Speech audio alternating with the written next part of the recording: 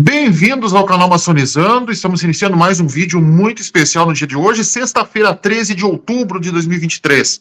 E por que eu estou fazendo esse vídeo especial hoje? Porque no dia 13 de outubro de 1307 acontecia um dos fatos que mudariam a história. Foram presos os Cavaleiros Templários. Quem eram os Cavaleiros Templários? Os Cavaleiros Templários eram homens que eram responsáveis pela segurança dos peregrinos cristãos à Cidade Santa. Essa ordem foi fundada no ano de 1718 por um cavaleiro chamado Hugo de Payán, né? E a partir de então, os templários eles se tornaram uma força da Igreja Católica.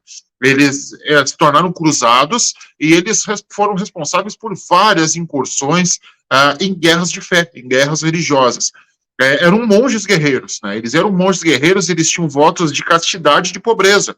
Ocorre que, embora os templários tivessem voto de pobreza, os templários eles se tornaram extremamente ricos, e alguns dos elementos que eles trouxeram foram responsáveis pelo sistema bancário que a gente conhece hoje. Por exemplo, eles criaram um protótipo do cartão de crédito, que era uma placa gravada onde o indivíduo sabia que tinha crédito no tesouro. Então, ele levava aquela placa, a placa era marcada, e durante as viagens, essa placa servia como uma espécie de cartão de crédito.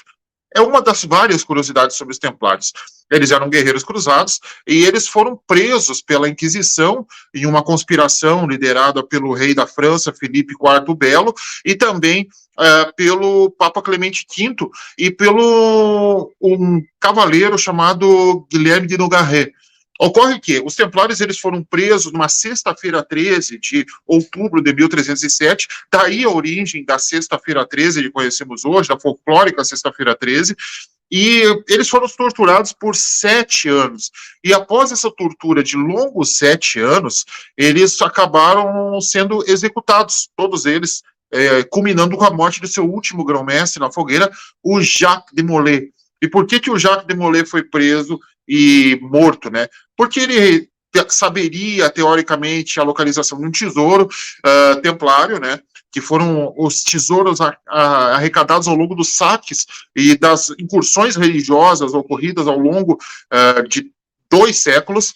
Além disso, os cavaleiros templários também eram responsáveis pela segurança dos peregrinos da Cidade Santa. Então, ocorre que eles foram acusados de heresia, porque o rei da França acabou devendo muito dinheiro para os templários, eles foram acusados de heresia. O Papa Clemente V, que devia ao rei Felipe o Belo a oportunidade do papado, porque a indicação do papado foi uma articulação política do Felipe o Belo para que Clemente V assumisse o papado, ele também entrou nessa história.